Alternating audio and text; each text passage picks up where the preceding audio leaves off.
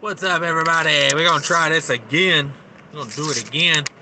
Uh, I was trying to go live a minute ago, but my phone holder was not cooperating, so I just went and bought a new one. Let me see if I can get this thing adjusted like I want it here. How is that? Is that okay? Yeah, you can't just halfway adjust this one. God, I might get me Hulk Hogan to undo this thing. Yeah, we're back. We're back. We ain't got a new phone holder. That other one was. I want to run that one over with a trailer tire the first chance I get. Went and bought a heavy duty one here. Went and bought a heavy duty one. Um, I've been putting off buying one. It was like as much as I go live. It was a waste of time. Sit there and mess with that thing like that.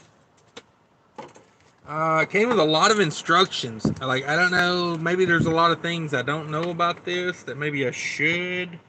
What is this? Thanks for your purchase. I don't know what that is. It came with a lot of literature. Um, $5 doesn't go as far as it used to. You're right about that, Paul. Um, Although I will say this. I bought this thing at Walmart, you know, for $5. It's not very stable. That's what I don't like about it. Like, you just can't get this thing tight enough for it to hold this ball. Like, that's really tight. Yeah, it could be a choking hazard, right? The suction cup on it has always been very half-assed. Like, I think that's why it was $5. The suction cup on this one right here, I think I could hang from it if I wanted to. So, I will put this back in the Huggies box probably, and there it'll stay for now until eternity. So, let me get my other phone rolling here. Man, I wish that one little beam of sun right there. Ah! I need to put a piece of electrical tape or a piece of Gorilla tape along the front edge of the windshield here. It's right. I don't know why manufacturers do this. If I was a manufacturer of a vehicle, I would catch this. I would not leave a small gap about this big between where the visor and the windshield meet. Like, I wouldn't do that. I wouldn't do that to you, because that's what that is. Like that. If I had every other truck I've ever had, I always take and put a piece of Gorilla tape right there. Because, see, look at that. I put that piece of paper over that, and it takes care of that. Instead, they leave it for when I'm going down the road to burn my retinas out of my face. But yeah, I just got, sorry I had to restart it here. Just got tired of the daggum thing falling. Like, it's like, nobody enjoys that. Of course, I guess if I lose my temper, people might think that's funny. Maybe I should have went with that, because I was getting pretty pissed at that thing. Um, got to do some fine tuning to this thing real quick. Man, it's like the Hulk Hogan edition. You got to be a muscle man to adjust this thing. Let's bring it down a little bit there. There we go. Maybe not tighten it as tight this time. Yeah, there we go. Leave a little bit of room in it to adjust. Let me make sure I got my hot shot on. Thanks for coming back in, everybody. Did everybody get the notifications? Let's see here. But yeah, so I got 8 people in the house right now. Let's see what everybody's saying. Let me turn the brightness down a little bit. That phone was already 1,000,000 degrees in that 10-minute live I did earlier. Storm Trucking, thanks for coming back. Yeah, we're back. David Cherry, good afternoon. Lone Star Transport, how's it going, brother? What are you hauling today? If y'all the guys that don't know, Lone Star Transport hauls live animals, and that's a pretty interesting gig, I think. So yeah, it comes with a lot of instructions for a foam mount. I mean, how much can there really be to know about a foam mount, like, right? Am I right? Adjustable arms. Okay, those arms are adjustable. Good to know. It is a very nice heavy-duty built mount. I'll give it that. They had a foam mount in there that cost. They had a foam mount in there that was like $59. That's a heck of a foam mount, right?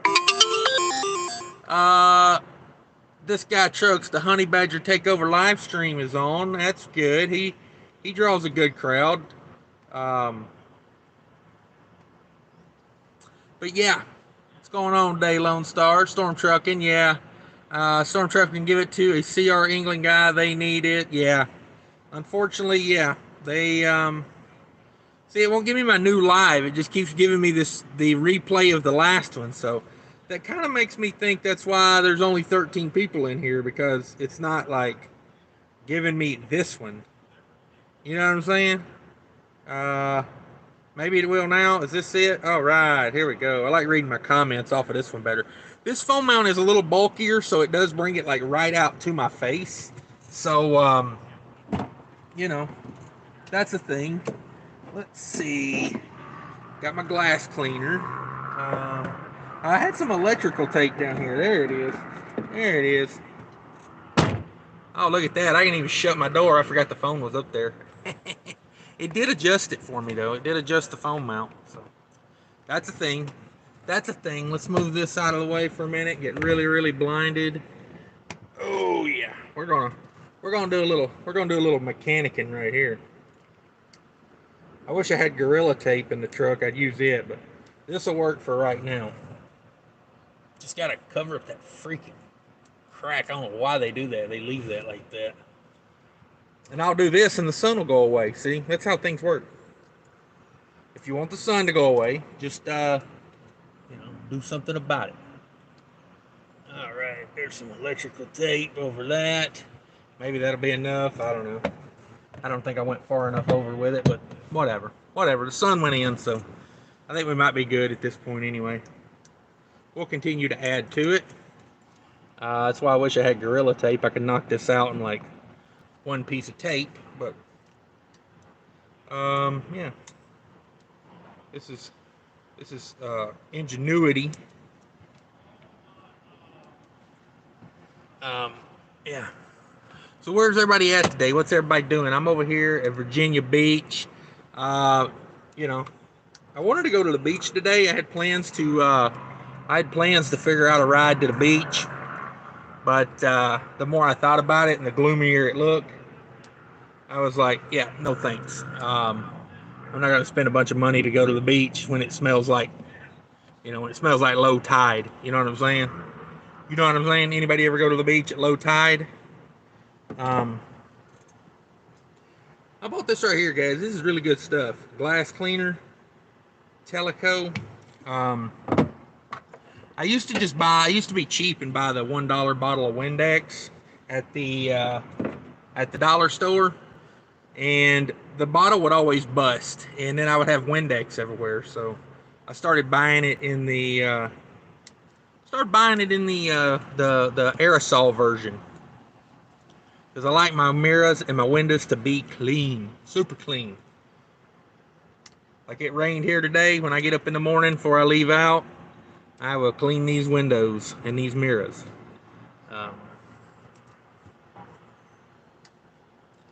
It's going to take a whole roll of electrical tape to cover this. Oh, come on. This will pay off. This is dividends, though. This is that type of thing that you wish you had done when the sun's out, but you never remember it when the sun is not out and you're going down the road. So, yeah. There we go. We doctored that corner up real good. Nice. Nice. I don't know if you can see that there. I will be down. This phone doesn't stand a chance, man. I'm just telling you right now. Where we at? Where we at?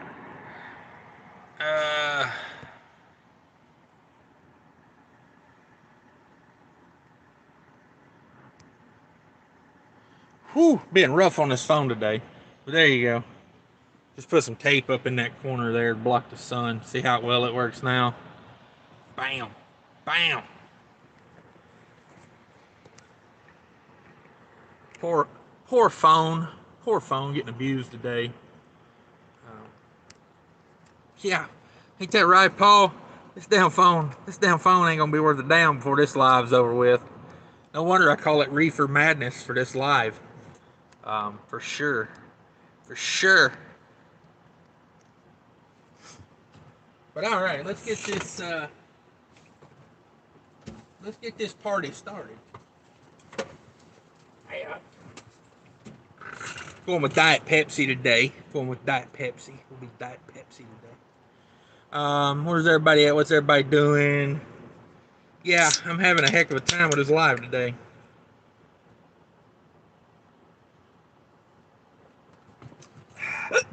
There we go. That's what I needed. That's what I needed. A little caffeine energizing. Be sure to hit that thumbs up. I just got it going. Let's get this party started, guys. I put you guys through like 20 minutes of no entertainment. Storm Trucking says, give it to CR England. Yep, $5 doesn't go as far as it used to. No, it does not, especially on phone mounts. I got the window down. If the wind is making any kind of wind noise, let me know. I can roll them up. But boy, it's so pretty here today. The temperature, not the. Been raining all morning. Paul Harris says, caution may be a choking hazard for sure. Put it in the Huggies box for the next what's in the Huggies box. Yeah, there you go. There you go. We need to do a what's in the Huggies box. It never changes. That's why I never do them. The Storm Trucking was watching Asian My live stream with you. Two good show. Yeah, thanks for watching that. I appreciate it. We're trying to get the word out there. You know, I just want guys to make money. You know what I mean? Like, stop with this dollar a mile lease purchase. And I mean, I'm not saying you can't make money at that, but man, there's just better ways to do it. Just better ways to do it. You know, you can save up a few $10,000 and be on the money so much quicker. Paul Harris says, I buy the 6-inch tent and do the top of the windshield and side windows. Yeah, yeah. You know, I ride high in the seat. I keep my seat aired up quite a bit. So, you know, the sun doesn't bother me a whole lot, but man, it's got certain angles that just, it's no fun. It is no fun. Like that little corner right there when you're going down the road. Every truck I've ever had has had that done to it, like either with electrical tape or duct tape or something. Like, um, yeah. So it's got to happen to them. Let's see. Jesus above all names. My ex lives in Virginia Beach. All right, that's. I don't know if that's good or bad.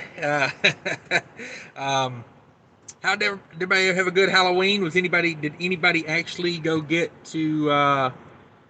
Did anybody actually go get to enjoy Halloween, or did everybody just hang out in a truck, or what was the deal on that? I hung out in a truck. I went to bed early last night. Boy, I didn't wake up till noon this morning. Um, yeah, Paul Harris. All right. Storm Trucking, what's up, brother? Jesus' name above all names. I'm in Withville, Virginia, headed to Fort Worth. Okay. That's a pretty good run. Pretty good run. Withville, Virginia. That sounds very familiar. That sounds very familiar. So, um, yeah. But yeah, we're chilling. What did everybody think about the Craigslist video? Because I'm conflicted on that. I like that idea of a video. You know, it's kind of one of those. It could be a very teachable moment. You know, when you come up on some of these jobs, like what to look for, what to avoid. You know, that type of thing. But I put the video out last night, and it took forever to upload. So it didn't hit until like midnight last night. Nobody watched it because it loaded at midnight. So now I'm like, well, did people just not like it, or was it like the premise of the video? You know, do people just not want that, or was it just a bad upload time? So I'm working on another one. We're going to, and if you have a suggestion for a city, let me know. I know a lot of these companies, they advertise in multiple cities, so you're going to see them, you know, carry over.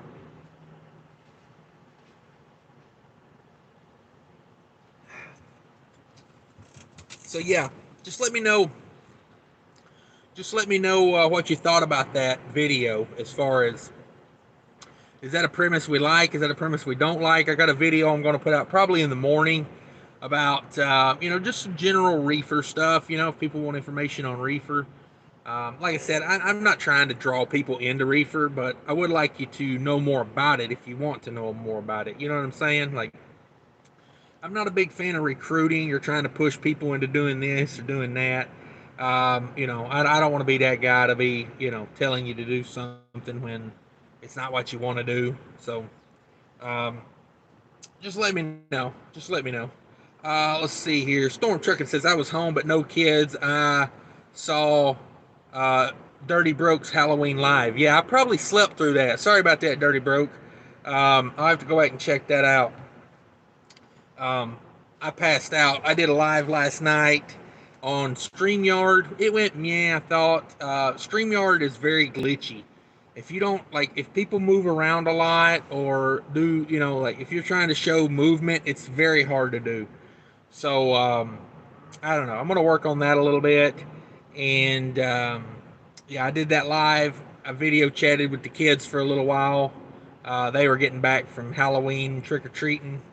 Was not too good for them. The wind was blowing like 25 mile an hour in Minnesota last night. So, um, let's see. Jesus' name above all names. I-81 exit 7 Flying J Withville is where 8177 intersect. Okay. All right, we're back. All right, we're back. All right,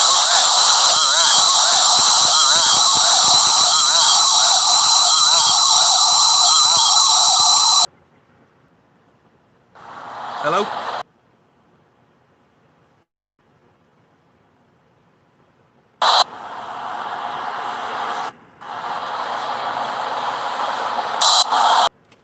All right, this could be the most technically difficult live I've ever done of the 78. This one's going to be the death of me.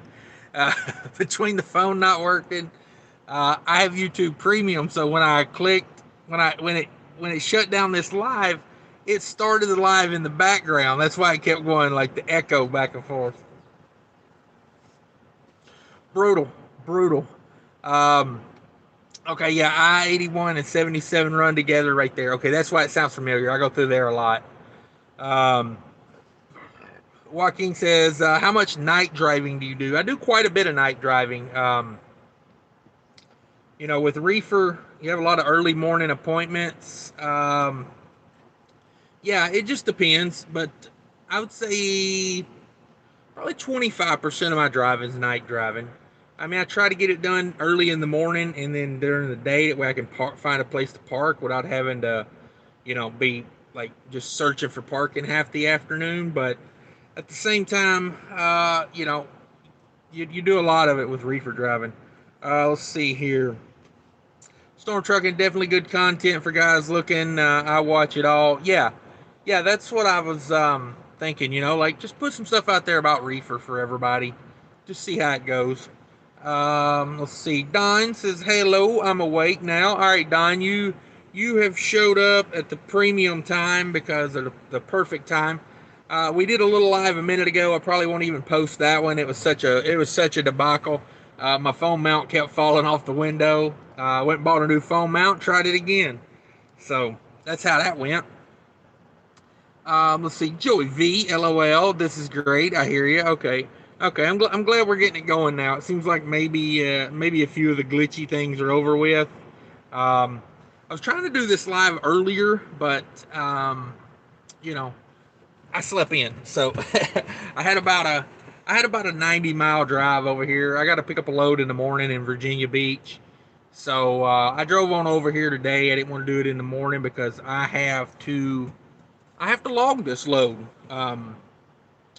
So my next load, I'll have to log it. It's not a food load. It is temperature controlled, but it's not in the uh, exempt things.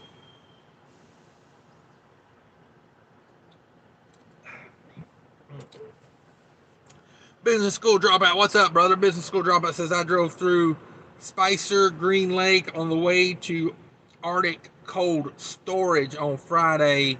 I got to see how the rich in Minnesota live. Now I feel poor. Yeah, that's good times up there, man. They got some money out there. They got some money out there. If you really want to see how people live rich, go to Lake Minnetonka. Go out to Lake Minnetonka, man. That's where like all the original people that got super rich from General Mills. That's where they all live. So, I mean, I'm talking old money. You know what I mean? They've had money since before having money was neat. Like yeah, the original General Mills people that got super rich off of that live out there. You know, I mean, they've been rich for 100 years. You know, like it's just stupid money. Um, Stupid money. Storm Trucker says, log, does your ELD even work anymore? Yeah. Yeah, I do keep up with my log. I just put everything PC when it's a exempt load, but I still fill out a lot of things on there. You know, I still fill out the pre-trip thing. You know, exempt or not, I do a pre-trip. As an owner operator, you got to. Honestly, I think. You know, I can't afford a big breakdown on the side of the road. As far as like, you know, it's much easier if I'm at a truck stop to check it at a truck stop, figure it out, get it fixed before I get it out on the road. So I still do the pre-trip. I don't log it. You don't have to log the pre-trip, but I still fill out the little pre-trip, you know, thing. So I still do that. Let's see. Rich Taco in the house. What's up, Rich? Says, what's up, Cash? Not much. Chilling in Virginia Beach. It's a very gloomy day. Um, yeah, yeah. Just waiting it out, man. Can't pick up till about 8 o'clock in the morning. And I'm going to grab that bad boy and run with it. Did everybody set their clocks back? Luckily, you know, most things do it for you these days. Your phone, your watch. Um, and when I first woke up this morning, my watch was still on the wrong time, but it updated like right after I got up and switched it. So you never know. You never know. Let's see. Chad's in the house. What's up, Chad? He says, "What should I haul to make the most money?" Let's see. What should I haul to make the most money? Um, Furniture, like moving, like Asian Mai does. That makes a ton of money. I mean, if you're willing to do whatever to make the money, and you know the physical aspect of it doesn't bother you, the away from home time. I mean, if you're just straight on a money grab, yeah, I would definitely look into being a mover. You know, like you got to be on the road a little longer. It seems like. I mean, or maybe he just does that to you know, a choice to do that. But but yeah, check out that. You know, you got to find it what's in your area or what you know. If you get good at hauling cars can make a lot of money. But you know, you got to get. It's like anything, you know. It's like flatbed, anything. If you're really good at it, you can make a lot of money at it. But if you're mediocre at it, you know, just it's not going to be the thing for you. Rich Taco said I got a dry load of disinfectant wipes to Walgreens DC in Atlanta. I'm pretty sure disinfectant wipes does that qualify? That's kind of borderline, isn't it? I think it's hand sanitizer. Disinfectant wipes. I may try. I may run that. I may look that up and run that. Storm Trucking says don't mind the work part of moving, just don't like dealing with the people part. Yeah, I can imagine like if you were moving like a middle management, like somebody that's like works for a living but makes really good money and has like has nice things. I'm sure they would be more like picky. But man, moving some of these super rich people, they don't even know what they own half the time. You know what I mean? They have a lot of these people don't even go to these houses but once or twice a year they own. So um, I don't know. Just depends on how much I've got to deal with those people.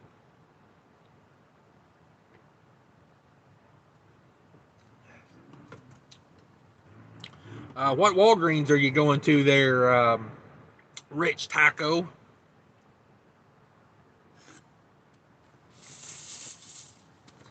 I was going to take this afternoon to clean my truck out, but I'm feeling kind of lazy today, so I don't know if that's going to happen or not. Um, I thought about doing the whole disinfectant thing, just going through, cleaning everything up real good, sweeping everything out, get the leaf blower out, blow all the dust out. Thought about doing that. Still thinking about it. I mean, it's still early in the day. I mean, like I said, I ain't got to be over there till 8 in the morning, 7 o'clock my time. So, I'm 3 miles away currently. So, I have no drive in the morning as far as like, I can wake up 30 minutes before it's time to be there and be there. Rich Taco says Grass, Georgia, Walgreens. Okay. Okay. Good deal. Good deal. Got you out in Georgia. Now, does that run you? Is that just something to get you over here so you can get chicken or something back? Or I mean, you know, and if it's too personal, you don't have to answer. I just like ask. I like knowing things. You know what I mean? Like, it ain't like it makes any difference one way or the other to me, honestly. Um, but you know, people like to know things like that. Just curiosity. You know, I like knowing what everybody's up to. Um, yeah, we run the Atlanta lane. Yeah, I think I remember you telling me that running Atlanta back out west. Yeah, it's kind of hard to keep up with everybody that comes in the chat, you know, and what they do and what they're up to. But I try to keep up with them as much as I can. You know what I mean? It's community. Rodney in the house. What's up, Rodney? Hey, Cash. Thanks for letting me be a roadie for a minute. I like being a roadie for the day. Yeah, no problem, man. I appreciate you coming in. I'm working on Streamlabs. I'm actually thinking about doing the paid version of Streamlabs and seeing if it gets any better. But I went back and watched that on the replay, you know, and there's a lot of like audio issues and a lot of like movement. Anytime you move or I move, it like causes it to be all grainy and weird. So I like that though, man. I really do. I want to bring more people onto the show like that and talk to more people, get more insight into the industry. You know, there's a lot of new guys that watch this channel, and a lot of them, you know, they just, it's not that they don't want to have opportunity. They don't know where to look for opportunity. You know, so it's like, you know how many people at US Express would love to go to Landstar? They just don't have any, like, you know, like some people are self starters and they'll just go out and they'll do it and they'll figure it out. And then other people need to like know, like, you know, what's the first step? And it's better to do it that way, honestly, because I'm more of the self starter. I'll just jump into it and figure it out, and you learn a lot of lessons the hard way when you do that. But at the same time, you get in there and you learn it when you do it that way. Sometimes, I mean, no way's really better, I guess. But you know what I'm saying? Like sometimes it's better just to get in there and do it, and then other times it's better to, you know, learn from other people. So it really just depends. It really just depends. I got a parking permit here. Let me move that up here to block that freaking what's left of what I didn't block. Like, jeez Louise, man. That parking permit's got a hole in it to hang it from a door. It's like the perfect circle right there. Or right there.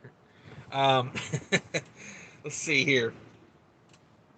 Um, where am I at? Where am I at? Disinfectant, Walgreens, Atlanta Lane, Rodney. Yeah, thanks for doing that for me, Rodney. That was my treat, man. It really was. That was fun. That was fun. I enjoyed that. Let's see. Lone Star Transport Livestock pays pretty good if you don't mind being harassed by a bull once in a while. There you go. There's you an idea. Bull hauling definitely pays some money. There's definitely money there. Um, it's just, you know, that's the key to it. Like if you want to make the money above what everybody else is doing, you got to do things that other people don't want to do. You know, the real money in this world is made two ways. There's more than two, but the majority is made two ways: doing things other people can't, and doing other things people won't. So if you figure out those two, you know, that's why over the road trucking pays so good. I mean, let's be honest, like, we're not really like reinventing the wheel here. It's not like, you know, pretty much anybody can't get a CDL and drive a truck if they want it bad enough. But it's like that being away from home, that's why it pays better, because not as many people are willing to be out here on the road, like, you know, weeks at a time or days at a time. So that bumps the pay and the risk of it. You know, you're out here risking your butt every day driving on the same road with a bunch of idiots that are on their phone. Um, you know, like I had a guy this morning, you know, he was in the left lane. We had an exit only lane on the right. He decides at the last minute he needs the exit only, so he pulls over in front of me, slams on his brakes, and puts his blinker on because the exit only lane's backed up, you know, and he comes to like 30 mile an hour before somebody lets him in on wet pavement, you know. So there, you got to get paid for the risk. That's what I tell people. A lot of like being out here is, you know, a lot of being out here is getting paid for the risk of it. I mean, just flat out, it's just the way it is. Like, a lot of risk has to be rewarded. Um, but yeah, Lone Star's dead on. Like, hauling cattle, that's one of those things. Like, I mean, I'll be honest with you. Uh, I grew up on a dairy farm, or I grew up dairy farming, not on the farm, but I worked at a dairy farm, and let me tell you, hauling cattle does not sound appealing to me because uh, I've had my fill of it. But um, push come to shove, if the opportunity arose and it was the right one, yeah, I'd go haul cattle. You darn right I would. Um, you know, I'm not ever. I would never say I won't do something because that's like a guaranteed one-way ticket back to doing it. so, so that's how I think about that. I swear to God, this sun is finding a way no matter what I do. Like, it is finding a, and it's not even sunny out. I mean, y'all can see like there is literally one ray of sun coming straight for me. uh, Maybe that's why nobody was parked in this spot. I think I may have got it. I've got like my whole windshield plastered up now. I guess I should have just put that damn sun blocker in there. Now I'm seeing dots from looking at the sun. Yeah, 24 and a half, 10 likes. Hit that like button for me if you could, guys. I really appreciate it. That pushes us out to more people, gets more people in here, more conversation, more opportunities. And yeah, I'm really seeing dots here. I can barely see the screen. I'm seeing dots. I mean, I looked right at the sun. That one ray of sun got me right in the retina. Rich Taco, does Rodney have a sound system for all that music? Yeah, Rodney, you got it. You rocking out over there? Um, Lone Star, Lone Star needs to come in and talk to you about bull hauling. I'm out west and want to get into it. All right, yeah, yeah. We need to, yeah, yeah. Maybe I get a hold of you about that, Lone Star, because uh, maybe that would be nice to have somebody in the industry like that on. If you wanted to come on and talk about it, just to kind of give people a little bit of insight about it, because you just don't, like it's one of those industries. I don't feel like you can just hop into it. You kind of need to know something about it before you get into it. But most of the guys that do it are like, you don't see them just hanging out at the truck stop or whatever. Most of the time when you see them, it's nighttime and they're doing like, 75 across I-70, trying to get somewhere. So, um, yeah, it would be nice. It would be nice. Storm Trucker says, Lone Star, yep. Jesus' name above all names. It's always nice to have a roadmap to get started. Yeah, yeah. I mean, eventually it's up to you to jump into it and do it. But yeah, no, if you can get some help and not have to do everything the hard way, oh my God, life becomes so much easier. Chad says, I was going to do livestock, hauling turkeys and chickens. Okay, there you go. Um, as long as there's a lot of chicken production or turkey production around you, I'm sure you'd have no problem, getting into it. Storm Trucking Lone Star, where are you out of? Lone Star, I run the southeast out of South Carolina. Okay. Storm Trucking got it on the other side of the country. I'm up in the northwest. Yeah, I mean, people eat meat everywhere. You know what I mean? Those jobs are, uh, you can get those jobs anywhere, I bet. You can find those jobs everywhere. It's just, what does the job entail, I guess, would be the thing. Let's see where am I at? Where am I at? Where am I at? Jesus' name above all names. We aren't worried about the sun if you aren't. Yeah, no, it's went down below the trees now that I've got it conquered with all this paper I've got taped to my windshield. Uh, I mean, yeah, it was burning my eyes there at one point. Like, I mean, it was like in my face. But sun's kind of went over now. I don't know. I don't think I'm going to remove that piece of paper because as soon as I do, see, I got me a piece of paper up there now. So, um, let's see here. Um, Rodney says that's my next purchase. Yeah, yeah, you got to have a sound system in that truck.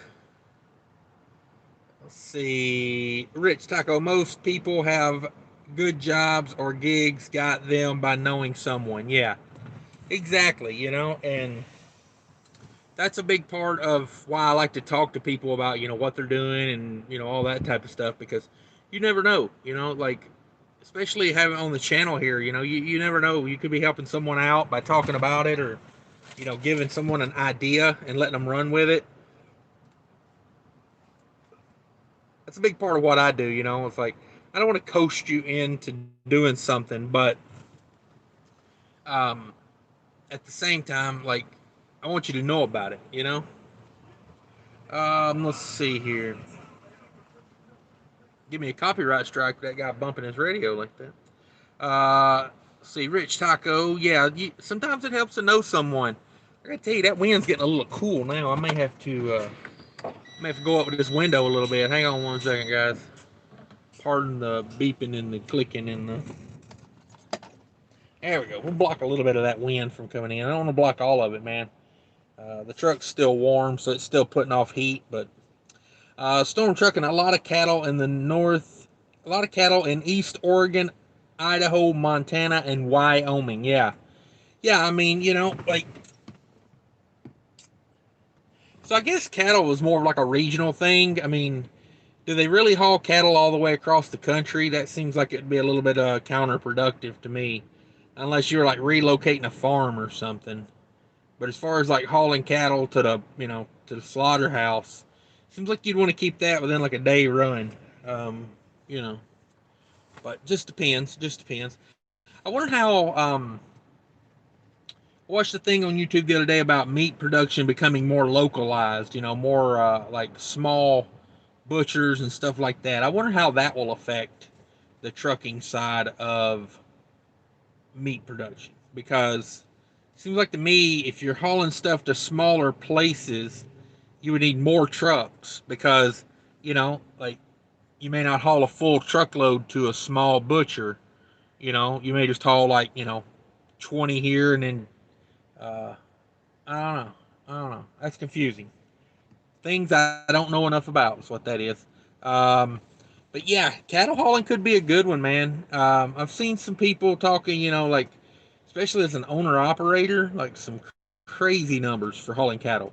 So definitely, don't rule it out. Don't rule it out.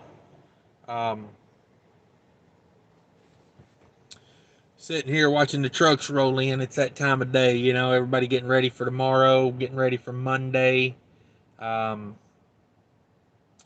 Normally, I don't stay at this truck stop I'm at. I swung over here. I mean, it's closer. I do pick up at this place occasionally. I'm picking up at, but normally I don't stay here. Thought I'd give it a shot though. Last time I was here, I had my steer tires needed to be replaced, and I picked up a screw here, and I had to buy a steer tire from these people, and it was an expensive tire to be an off-brand. Yeah, bought an off-brand for name brand prices. Let's see. Storm trucking. I'll come on and talk about food service at McLean when you get it all figured out. Yeah, there you go. Um,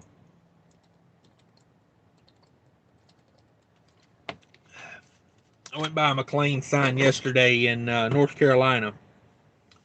Said average pay was like 75,000 a year there. I was like, that's not bad for this area. I mean, it's like a rural area of North Carolina. I'm like, if you live in a rural area like that and you're making 75 grand, you're coming out ahead. I'm just going to tell you, like you are. If you live in a major metropolitan area, 75's still really good. Don't get me wrong, that's way above median income. But it just don't go as far as like this was really impressive to me, because I'm like, man, you're out here in rural North Carolina making 75 grand. You could really stack some cash like that, like just saying. Just saying. Let's see. But yeah, as far as reefer stuff goes, if anybody's got any questions about that, let me know. Like I said, I got a video coming out. Probably drop it tomorrow. Boy, that sounded douchey. I'll drop it tomorrow. I'll put the video up on YouTube tomorrow. Preferably not at midnight. So, but yeah, I like the Craigslist video. Food service pay is good no matter where it is. Yeah, there you go. That's another one of those things. You've got to do something that no one else wants to do or can't do. You got to find one of those two things, preferably both. And food service kind of fits that bill because a lot of people can't do it. You know what I'm saying? Like, it's a hard job. It's a hard job. Like, physically, it's a young man's game or a young woman's game. It's rough. And then, like, it's a skill thing too. It's not just hard work. It takes skill to be good at it. So, you know, I'll see. Carl Birch, what's the minimum amount of experience you need to go owner operator reefer 6 months? Um, I don't like to put. I don't really like to put dates on stuff because I feel like there's some people that could be an owner operator day one, and I feel like there's some people that should never be an owner operator. It really comes down to your confidence level. I tell people like this: learn to drive the truck before you become an owner operator. Because don't don't let driving the truck hinder you from what you're doing as a business owner. Like, get the basics of driving and operating the truck, the hours of service, get all that down, I think, as a company driver. That way you don't hurt your reputation as an owner operator, you know? Because trust me, that reputation means something as an owner operator. It does. No matter what anybody says, your reputation, especially especially if you're getting your own authority, your reputation means a lot because you are the company. But as far as some people should be owners, some people could be owner operators day one. I don't recommend it. I think you should work for a company for some period of time, yes. And as far as it also comes down to, if you're going to lease on to a carrier, most carriers are going to want you to have some experience before they'll let you lease on. Most of them a year, some of them 2 years, some of them 3 years. I've seen one that took five. They would only take people with 5 years of experience. They just don't want to deal with. They don't want to deal with the learning curve. They want people that already understand the road. They want people that understand hours of service, maps. So I mean, I get why they do that. I don't think it's like. I think it's like they probably didn't start out like that. They got that way over time. So yeah, being an owner operator, it's more up to you.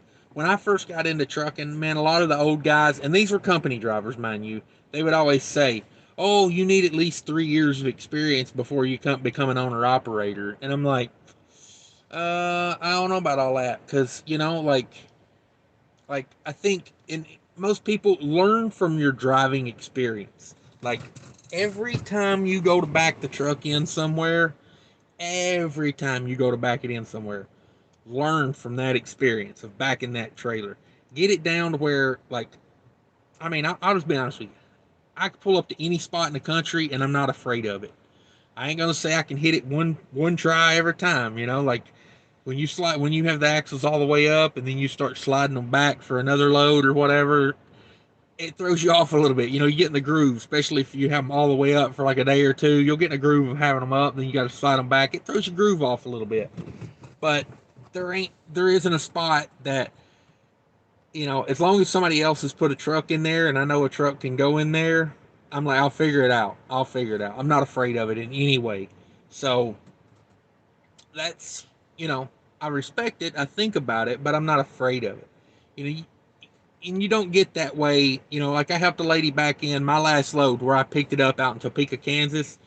There was a lady there, and she literally had like 4 months of experience driving, and they gave her, like, not knowingly, because the lady in the office doesn't know which spot's a good spot, an easy spot, but they gave her a spot that was kind of a little tricky to back into.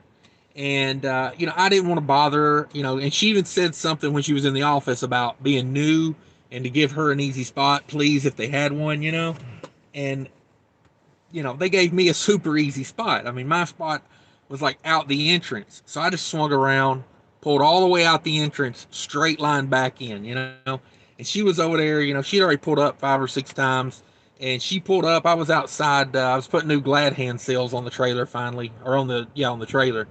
And so she pulled up. I was out there messing with that, and I mean, you could just tell she was ready to give up.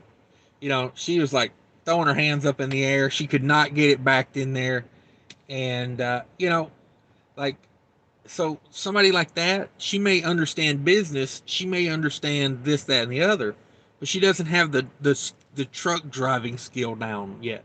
And like, you know, my business partner became a truck driver. We had a business outside of trucking, and he got a CDL, and he was talking about becoming an owner operator. And I said, well, I know you know how to run a business. You know the numbers, how to keep track of things, how to make money. But I said, at least go drive for a company for a little while to get the driving part down, because that's a big learning curve to learn how to run a business and drive a truck at the same time. So, just keep that in mind. Like, there's no set number for everyone, Um, but, moral of the story is, like, get comfortable with your driving first before, like these companies that throw these guys fresh out of school, just got their license into a lease purchase. It's not right. It's not right. You know, no wonder the failure number on that is high. It doesn't surprise me.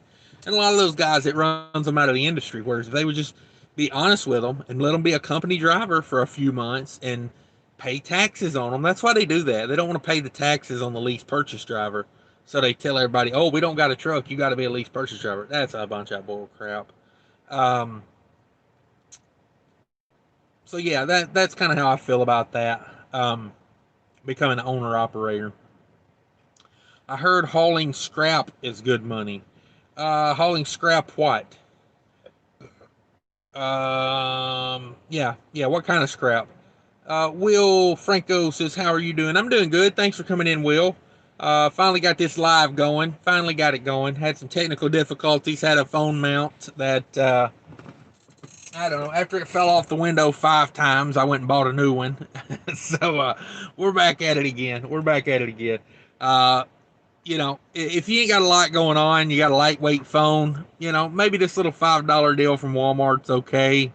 But if you've got a phone you don't want hitting the floor multiple times, yeah, don't buy one of these. You know. So I went to truck stop, bought a new one of those. It's all good now. Thanks for coming in, Willie. David Cherry in the house. What's up, David? Thanks for coming back in. Fuel hauling is probably the only gig that pays better than food service for local jobs. But again, it comes down what you're willing to do. Yeah. Hauling fuel is right up there with food service. Paying good locally. Um, you could be an owner operator locally too, make some good money. Things like that. Um, Yeah, if we're talking about scrap metal, yeah, Lone Star, you're right. If you're talking about hauling scrap metal, you know, you got to plan on a lot of tire repairs. Now, if you're a company driver, but you still got to wait, I guess. You still got to wait to get the tires fixed. Um, it just depends on what you want to do. Just depends. Um, let's see. Fuel hauling's not a bad gig. Get your hazmat rolling, get all that stuff going. Storm Trucking says, David, that's true, depending on the area and the company. Yeah, yeah, it depends. It depends. Um, I guess to me, the fuel hauling would be maybe a little less harder on your body. You wouldn't be in a nonstop go, go, go, hurry all day type mentality, because, like, there's going to be times where you got to dump the fuel where you're just going to be sitting there. Um, but yeah, I guess that would depend. And like I tell people, don't always make it about the money, because you could be miserable making a lot of money, or you could be happy making a little less money. Um, I don't know what kind of bug that was. Just flew right on through the truck, though. I'm glad he kept going. Um, but yeah, I don't want people to be miserable just to make an extra 5,000 a year. Is $100 a week worth being, um, you know, Not $100 a week. You know what I mean? Not to be miserable. Um, Storm Trucking says, "Wait, you all don't run like that." Yeah. No. I've drove 90 miles today. I'm just chilling. But it's like, I don't know. Food service is a tricky gig. It really is. Like, if you can get good at it pretty quick and you can learn some tricks of the trade and be good at it, That's a good gig. That's a really good gig. Good benefits, good everything. But you know, it ain't all sunshine and rainbows either. It's a lot of learning curve, a lot of work. Let's see what's going on here. Paul Harris says, couple times I picked up scrap metal in Florida. The yard was so bad the hole almost swallowed the truck. Glad it wasn't mine. Yeah. Let's see. Boy, it's been years since I picked up scrap metal, but yeah, they made me scale in and scale out. And going over to their scale, they had a loading dock, like an actual loading facility. I was picking up scrap aluminum, like bales of scrap aluminum, and but boy, getting to the scale and back was rough on the truck. I was not happy about it. Let's see. Carl Birch, do the insurance companies lower owner operator rates every year or less? Um, it just depends on what went on that year. You know what I mean? Like the funny thing about truck insurance is it's not just you. Like it's your state, it's other trucks, it's lawsuits. Like you know what I mean? If you don't have any accidents and you don't have any uh like what year was it? 2018 to 2019, like no insurance claims, no tickets, no accidents, and my insurance went up. It's just it's the industry. There were a lot more claims that year, um, so it has to do with that. It's not just you.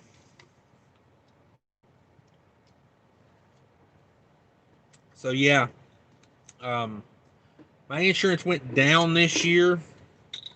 Glad of that, but it just depends. It depends on the year and what's going on in trucking, and because the insurance company, they're trying to get their money. They just trying to get their money. Jerry Rocks in the house. What's up, Jerry? I pick up my new to me truck tomorrow, 2018 Cascadia Evolution. There you go, brother. That's how you do it. Just killed a huge mosquito.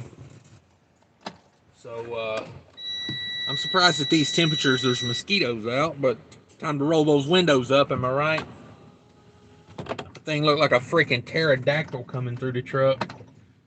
Oh, man, yeah. Now I'm all skeevy, I'm itchy, and you know what I'm saying? I'm really surprised there is a mosquito out.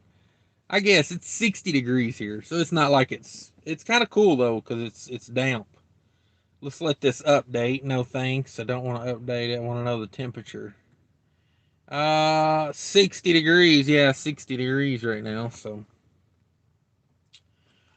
surprised there's mosquitoes out at that temperature. Now I'm really skeeved now. Storm trucking definitely hard work, hard on your body, mind. You have to get good at backing blindside backs in the middle of the night of busy streets are the norm. Yeah, for sure, for sure.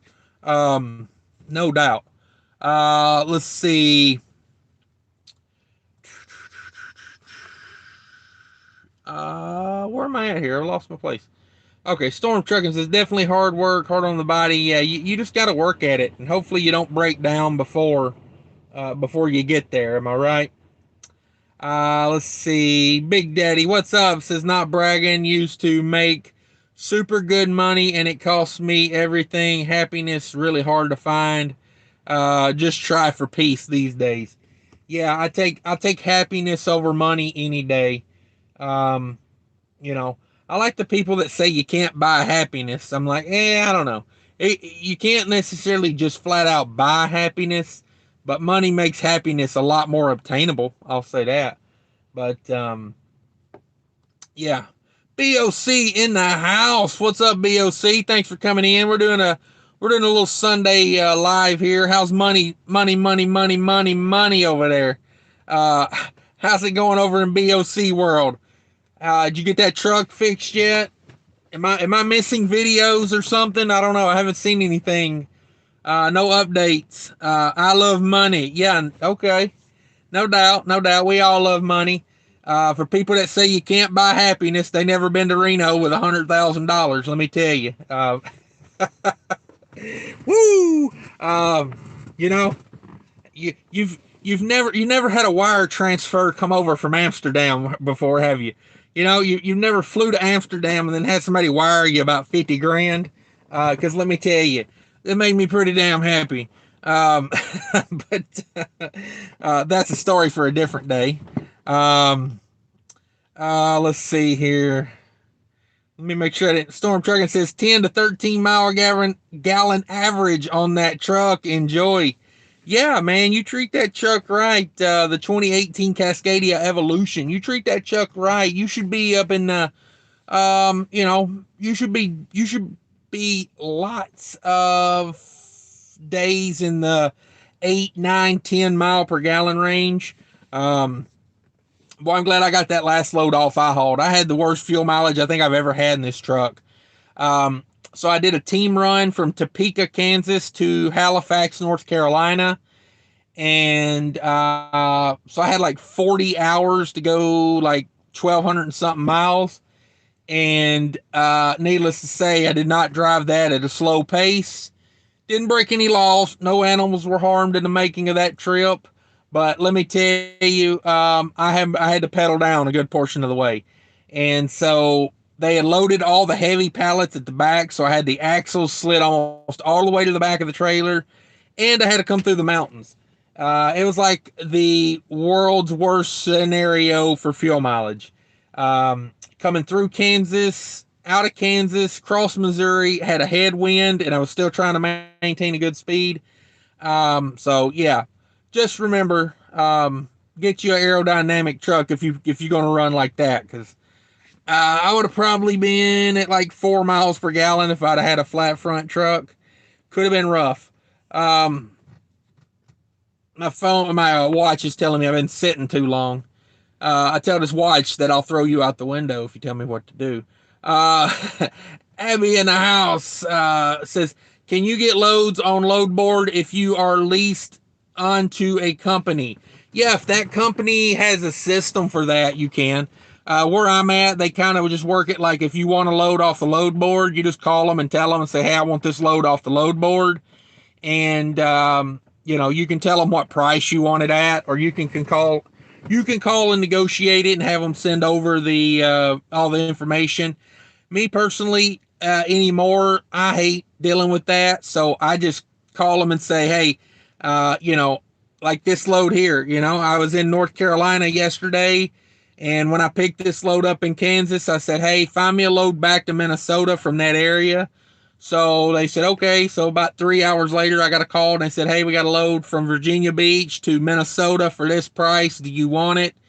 And I said, yeah, go ahead and book that joker because I want to get back to Minnesota. And that's how it works, like, honest to God, I don't have to be the one booking my own freight. It takes a lot of time to book freight, especially if you're in a good hot market.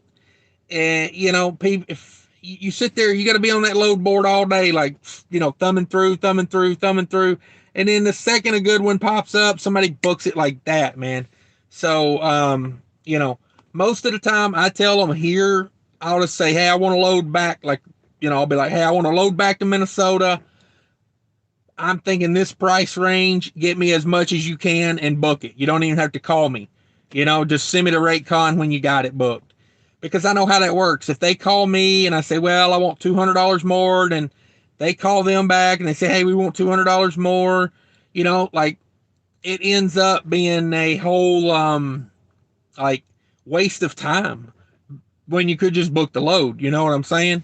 So yeah, as long as your carrier agrees to that, and has a system for it, yeah. You can book loads off the load board at being leased to a company. BOC says it's been 20 degrees. I'm not welding shit in the garage at that temperature. Yeah, no, we're in Virginia Beach. It's 60 degrees. We're at 60 degrees today. I was going to go to the beach, but it rained all morning, so kind of bummed me out. Let's see. BOC, lots of red lights there. Yeah. The good kind, am I right? Do you recommend a new or older truck for first truck? I recommend something in the middle, preferably. I got a video coming out this week I'm working on right now about some strategies and things I think of when you should implement when you buy your first truck. Um, you know, so I think I wouldn't buy a super old truck that you have to rebuild for your first truck, because when you buy your first truck, you want to get on the road with it. Um, if you're like BOC and you got money and you got time, I'd love to buy an older truck and rebuild it. You know what I mean? That would be an awesome thing to do, because you would know what you got. You put the time and the effort into building it. That's an awesome thing. As far as your first truck, no, I would say buy a truck that's, you know, 3 to 4 years old, and put as much down on it as you can. Pay that joker off as fast as you can, and have yourself a paid off truck. Let me tell you, a paid off truck is like the best thing for a truck driver. I don't know. Maybe, like, I don't know. Let's keep it child friendly talk, but things could be better. But let me tell you, not in trucking. So yeah, in trucking, having a paid off truck is amazing. I used to I used to have a T600 that I paid off years ago, and I used to just go open the curtain and look at the thing and just sit there and look at it and be like, that's like having a freaking ATM sitting in my driveway. I mean, that's literally what I used to think. I was like, anytime I need money, I make one call and I go pick up a trailer, and a preloaded trailer. I was doing power only for a company at the time, and I was pulling their trailer and their loads, and one call did it all. You know what I mean? That's all I had to do. Literally pick up the phone, make one phone call. An hour later, I was under a trailer making money. So, and then when I wanted to take a month off and go to California, and you know what I mean, I took a 10,000-mile road trip over 2 months. I mean, I went to a lot of places I couldn't go, when I was driving a truck. I wanted to go to like places where I can go enjoy it. Yeah, I mean, I took like 2 months off and just went everywhere I ever wanted to go in this country, and didn't have to worry about it because my insurance was like $300 a month, and I had a paid off truck. It's a good way to be. I recommend it. Let's see, Big Daddy, you can't buy happiness, but you can make a heck of a down payment. Yeah, I like that. I always tell people, people say you can't buy happiness. I say, okay, well, you've never been to Reno with $100,000. Like, I'm just telling you, like, but I mean, I get what they're saying. You know what I mean? Like, just because you have money doesn't, some of the most miserable people in the world are rich, and that's a fact. So, Rich Taco, till this day, I haven't hated a job more than food service. I hate beverage food with a passion, not for me. Yeah, let me tell you, man, whenever I see the two-wheel aluminum dollies with the handbrakes on them, you know what I'm talking about? I get freaking chills whenever I see those things, man. I never forget the very first day I did food service. I was going down that ramp. I was doing a side delivery at a Embassy Suites, and I was coming down the ramp with a produce stack like you wouldn't believe, and one of the tires rubbed the side, twist the dolly sideways, threw me over it, and luckily I didn't hit the pavement because a case of pineapples broke my fall. I mean, I literally landed ass first on a case of pineapples. The most embarrassing thing I think I've ever done, and it rolled me like halfway through the parking lot on a case of pineapples. Because if you guys don't know, a case of pineapples comes in one layer, and there'll be like 12 of them, and they'll be like, the tops will be together, like interlaced in the box, and there'll be like 6 of them too wide. So yeah, I had about 5 of those on there, and yeah, that was a fun day. Fun experience. I think that was our 3rd delivery of the day. Yeah, thought about quitting right there, but I stuck it out for another 5 months. Lone Star says, I'd recommend use smart money, no matter first or 10th truck, but just my opinion. I recommend truck, smart money. Yeah, a new truck. I'm not a fan of new trucks. Don't take the depreciation hit. Let the big companies that buy these trucks at $30,000 off, the sticker price. Let them take the hit. Then you jump in and buy it when it's like, got 100 to 200, maybe 300,000 miles on it, maybe 400,000.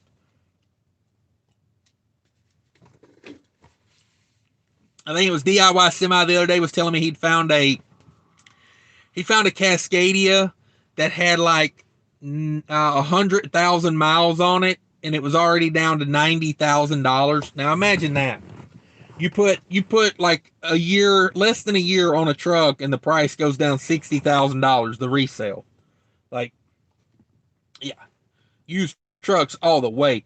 BOC says the last time I was in Halifax was picking up dog food as a backhaul for one of the hemp loads I hauled to North Carolina. Shipper pulls me in the office and asks me if I was hauling reefer. I said in a dry van.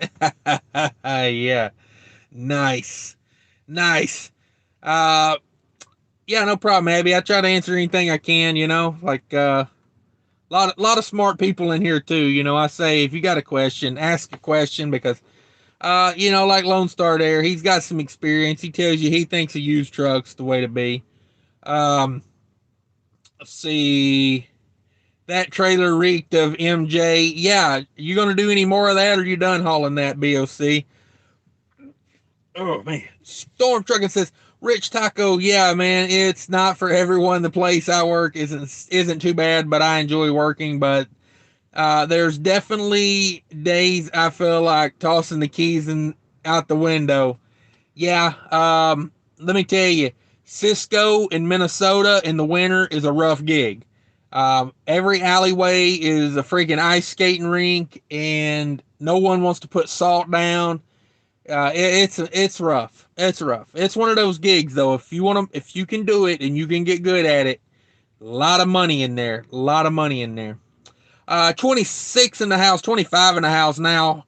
Everybody hit that like button for me if you could. I appreciate it. Let's see here what BOC says. Don't buy a 2001 Western Star under any circumstances. Oh, no, that's not true. That's not true because I honestly feel like once you get that truck done, that's going to be your baby. And, I feel sorry for anyone that talks bad about it because it's going to be like, it's going to be bad. It's going to be like talking about somebody's firstborn. You know what I mean? You're going to go off on them. they're going to be like, why did you put Yokohama tires on there instead of Michelin tires? And then you're going to light their face on fire with a butane torch. I can see how this is going to work out. Now I think once you get that truck done, man, it's gonna be right. You need to get one of those fancy custom paint jobs put on it. You know what I mean? Maybe like you and your wife riding on the back of a dragon with a laser sword. I don't know. You know what I'm talking about? Those weird. Like I seen a guy the other day he had a picture of a guy riding a dog sled, but the dogs weren't dogs. The dogs were polar bears. So he was a dog sledder with polar bears as the dogs. You need to get you something like that. I think BOC. It's just a thought. Lone Star Transport says, especially with a wooden step. Lone Star. Yeah. I thought the wooden step was a custom thing, though. You know what I mean? That was rich mahogany wood, right? Let's see. Storm Trucking, I was looking at a T600. There's some good deals, though. Haven't heard much about them since I haven't driven them. Yeah, the T600. I had the T600. They stopped making those in 2007. So if you're gonna get one, they're a little older these days, but they were good trucks. Yeah, the one I had a ton of miles on it, but it was still a good truck. I enjoyed it. I regret selling it. I wish I still had it. They're just some of those trucks, man. I never had any problems out of that truck. I drove the heck out of that truck for a long time and just never had any problems out of it. I mean, it was a good truck, solid. I replaced one injector, and I think that was about all I ever did other than maintenance. I replaced the air conditioner system on it. I did that, but Like as far as the truck, never left me on the side of the road. Never had a load I couldn't deliver. Like even when the injector went out, I still drove the thing all the way to Dallas. I drove about 80 miles into Dallas to the Kenworth dealership to have the injector replaced. So it run on 5 cylinders all the way. I pulled a load on 5 cylinders all the way into Dallas. So, um, let's see. Smart money. I delivered beer in Washington D.C. for a year. Hated every minute of it, but that's how I got my Class A. Yeah, you gotta do what you gotta do. Pay them dues. You know what I'm saying? Paul Harris says, my dad never purchased a new car, always allowed the previous owner to take the hit. Yeah, I bought new cars in my life, and I regretted the hell out of it as soon as I bought them because, you make about 4 or 5 payments on the new car, and then you're like, wow, like, this is a lot of payments, and they want this every single month. And not to mention, the damn thing ain't worth nothing when you go to sell it. My last new car was in 2014. I bought a Nissan Altima. That'll be the last new car I ever buy. But yeah, like as soon as I got it home, I paid like 20 grand for the car. And as soon as I get it home, it's worth like 17,000. I lost 15% driving it off the lot. Like, no, thank you. Especially now think of that on a big rig where it's 150,000, not a $20,000 car. You got FET tax you got to pay on that. I mean, you're talking like 165,000 by the time you get the thing, on the road. No, thank you. Even your ugly daughter is pretty to you. No diss in the Western Star. Right. Yeah. Yeah. No doubt. You know, Rodney says, decals and vinyl wraps. Storm Trucking says, what engine was yours? I had a C15 Acert. A lot of people, number one, everybody's confused about those engines. It is not a twin turbo. Everybody says twin turbo. It's not a twin turbo. Twin turbo is when you have 2 turbos that work independently to push more air into the engine, the cold air system. So those trucks have sequential turbos, which means they are in line with each other. You know what I'm saying? Like that. In twin turbo, independent. Sequential turbos in line with each other. Basically what it does is one turbo boosts the pressure normally. And then when you really get down into it and you need big turbo, that first turbo charges the second turbo and you get an amazing amount of boost. Those things did blow head gaskets because of that though, and cracked heads. Because my boost gauge on that truck showed like 80 pounds of boost, and it would push 50 pounds of boost going up Mont Eagle if you really wanted to give it the business. Love those trucks, man. They pull like you would not believe they pull. Oh my God, they pull. When both of those turbos start whistling, it's beautiful music. It's beautiful music. They make beautiful music when they run together. And when you see your boost gauge going up like 40, 45, you're getting with it. You know what I'm saying? You're getting with it. But a lot of people abuse those trucks, and they had head gasket problems and head problems. I never really pushed mine that hard because I knew the issues they had. But yeah, good engines. Acert 15s. A lot of people, the Acert this, the Acert that. It was a good engine. It was a good engine. Yeah, we wish we didn't have the Acert on there because then it would have been you could have took it back to a 6NZ or a, you could have made it. It's the same block and everything. It was just the Acert was put on there to recirculate the exhaust. That was their version of an EGR. And, yeah, we wish they didn't have it on there, but the government said it had to be on there, so it had to be on there.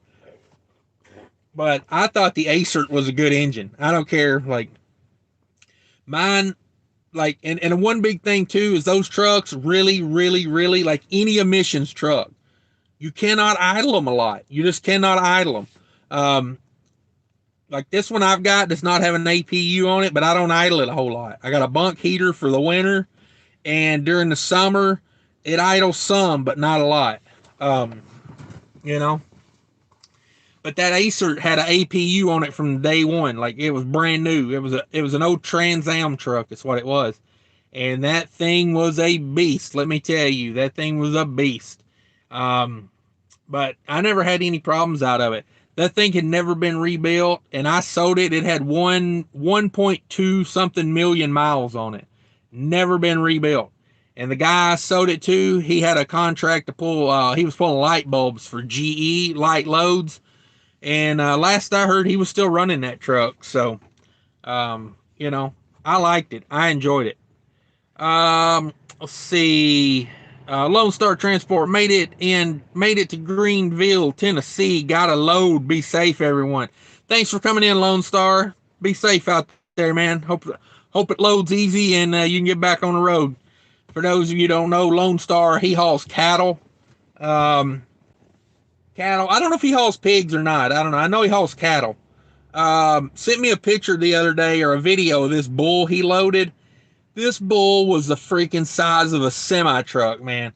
I don't see how they got the damn thing through the door of the trailer. I mean, like huge bull, huge bull. Let's see. Big Daddy says, do you think all the truck brands are about the same today, or does any brand stand out as better? Well, let's be honest. Fleet trucks are fleet trucks. You know, like I know Peterbilt and Kenworth, people think that 579 and that 680 are like, you know, they think because it says Peterbilt and Kenworth, it's like the big old school ones. They're not. They're not like that anymore. They just don't build them like that. All these fleet trucks, the Kenworth T680, the Cascadia, the ProStar LT or whatever it's called these days, the Peterbilt 579. Which one am I missing? Let me look around a lot here. The Western Star 5700 or whatever it is, the Mack Anthem, all of those are kind of built to fleet truck specs these days. They're built lightweight. They're built for fuel efficiency. And yeah, no, I think they're all about in the same category. I'll be honest with you. That 579 I had, I wouldn't buy another one. I've had two of those, and I wouldn't. I'm in a Cascadia right now. I think the Cascadia is built better than the 579. I get better fuel mileage. It's less wind noise, and the freaking doser valve don't go out every 2 days on it. That 579, that PACCAR system, their emission system needs some real work on it. I think. Just my opinion. I'm not dogging anybody's truck. I'm just telling you my experience. Now, with that being said, if I could put a freaking CAT engine in one of those Kenworth T680s, oh my God, dear Jesus, please make it possible to have a Caterpillar engine in a Kenworth T680. All right, I said the prayer for everybody. If they did that, I'd have one of those some bitches tomorrow. I would finance everything. No, I'm just playing. But no, I do wish that'd be a setup I would love, man. A good strong CAT engine in an aerodynamic truck like that. I do. I don't have a T680 because of the exhaust system I had so much trouble with on the 579. I'm a Kenworth fan. I am. Like, my brand of choice is Kenworth. But I like making money more than I like riding a certain brand. And Cascadia is the way it is right now for me. Um, you know, the DD15 is the most refined engine, I think, with the least amount of problems right now. They're cheaper to work on. They're easier to fix. It's just my opinion. Hey, there goes a T600. There goes a T600. Car hauler. Car hauler's in the house. But yeah, that's kind of how I look at it. Volvo. I forgot Volvos to throw Volvos in there. But yeah, I think most of the fleet trucks are just built like fleet trucks these days. I don't know. I like all trucks, to be honest with you. I just wish there's certain engine setups that have problems. There you go. There's a quick glimpse of a T600. I guess I can take all this crap down now. But, that did not work like I wanted it to. Epic fail. Epic fail. But yeah, no, I'm not. I don't mean to say that stuff to dog on any one brand, because you know, like the thing of it is, I like all trucks. I just some of them have some faults going on right now, and I think Cascadia is probably the one with the least amount of faults going on right now. Now, is that to say they're perfect? Hell no, they're not perfect. Um, but if any of these major truck brands ever stumble upon my channel, by all means, if you would like me to review one of your trucks for a year, be sure to send that to Cash is King, care of Cash is King at Minnesota. Send that over to Minneapolis, Minnesota. They'll find me. Everybody knows me there. I'm kind of a big deal. My apartment smells of rich mahogany. Let's see here. Um, let's see. Damn, son. All right. DG Trucker says, King Cash, what's up? Do you give line of credit to other drivers? Um, Depends on what you're buying. You know what I mean? Like, I don't mind loaning money. I'll be honest with you. Most of my investments in life are loans. Um, as far as, I like loaning money. I like loaning money. As far as as far as owning stocks and things like that, yeah, I like owning stocks and stuff like that. But I'd rather own your debt. You know, I just rather. Um, I mean, let's face it. Who's got more money than the big banks? How do they get it? By loaning money. Um, let's see, guys. I'm going to hop off here. I'm going to run through these comments. I'm going to hop off here. Let's see. Let's finish it up. BOC says this truck has that 6NZ engine and it's geared rear end really well. I was doing 65 at 1,300 RPMs. I anticipate getting great fuel mileage hauling Amazon with light loads. Yeah, no doubt, man. Yeah, that 6NZ is a beautiful thing. Let me tell you. There were many a times when I thought about breaking my Acer down to a 6NZ. But the guy that worked on it at the Caterpillar place, he said, no bueno, don't do that. Because he said, it's just, like, don't do it because you have to redo the computer. And then, you couldn't have anybody work on it. You're breaking the law. There was lots of reasons. But one of the beautiful things about owning a Caterpillar engine is you can go to the Caterpillar places like where they sell bulldozers and stuff. And they have it. Most of them have a truck shop. And every one of them I've ever went to, oh man, if only every place was like that. Get you in and out quick, didn't charge you an arm and a leg, did great work. Yeah, Caterpillar engines are the best as far as I'm concerned. Let's see here. Where we at? Kangaroo Trucker, what's up, Kangaroo Trucker? Everybody check out BOC, by the way. BOC's got a great channel going over there. He has bought himself an Western Star with a cat engine in it, and he's rebuilding it himself. Great content. Go check that out. I'm enjoying it. I just feel like he's doing stuff and not recording it for us. And everybody knows I'm trying to live vicariously through that because I'm mad jelly. I love that truck. I love that year. I love that engine. Yeah, mad jelly. Mad jelly. Kangaroo Trucker in the house. What's up, brother? How's everybody doing? Kangaroo Trucker says, I made it stuck here in northern Pennsylvania waiting to get loaded. All right. There's another good trucking channel. Everybody check out Kangaroo Trucker. Rich Taco says, hey, Cash, how much does a truck alignment run? Not a lot. Not a lot.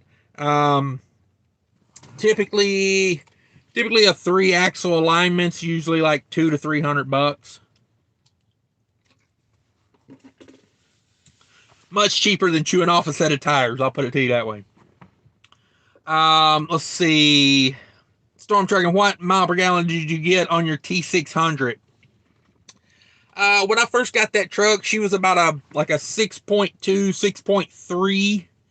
I did some things to it. I got the overhead set on it, put air tabs on it. I did a few things to it. It was like a 7 mile per gallon truck when I got done with it. So not bad, not bad. I mean, for trucks of that era, that's pretty good. That's one of the better ones. Let's see. Big Daddy says, thanks always, Cash. Yeah, I appreciate everybody coming in. 25 in the house, man. to think 25 people care about what I got to say is amazing to me. Thank you, everyone. Carlos Danger, great name. Hey, Cash, what's up? Not much. DG Trucker says 10-4. Thanks for taking the time to keep it real. Be safe. No problem, man. That's what we're all about. Probably going to drop a video in the morning about running reefer, so keep an eye out for that. And well, I got 25 in here. Did anybody watch my Craigslist job video? If you like that, let me know. That thing took forever to post to YouTube, so it didn't get a lot of views because it posted literally at midnight. And if y'all like it, let me know. I'll make more of them. Let me know what cities.